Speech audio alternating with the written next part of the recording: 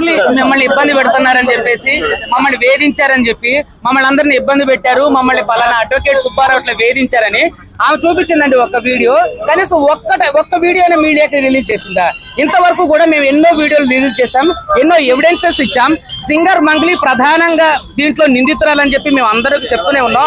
అంతకుముందు ఇంటర్వ్యూలో కూడా మేము అందరికీ కూడా మీకు వీడియోలు, తర్వాత డబ్బుతో ఉన్నటువంటి వీడియోలు కానివ్వండి, తర్వాత చాలా వరకు ఆమెతో కలిసి దిగిన ఫోటోలు, ప్రధాన నిందితులు వాళ్ళతో కలిసి దిగిన ఫోటోలు అన్ని కూడా నేను మీడియాకి ఇవ్వడం జరిగిందండి.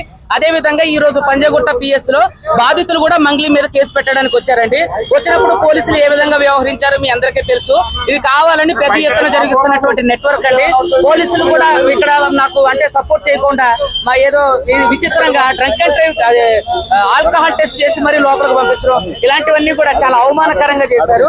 సో ఇక్కడ మీరు అందరూ చూస్తున్నారు, దీన్ని అంత కేసుని పక్కదారి పట్టించాలని అడ్వకేట్ సుబ్బారావు ఎప్పుడు కూడా నీతిగా నిజాయితీగా ఎవరైతే బాధితులు ఉన్నారో వాళ్ళ పక్షానే నిలబడి పోరాటం చేస్తారో మీరు